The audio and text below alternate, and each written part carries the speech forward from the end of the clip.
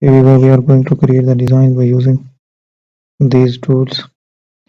So let's generate the different shapes. I will create a shape in there, and then I will make the similar shape within that.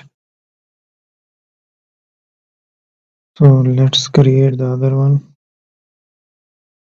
and keep on making the shapes here. So there we are. We will use that. So let's make the color here. We will paint different into the different design. So further we will choose the designs with different shapes.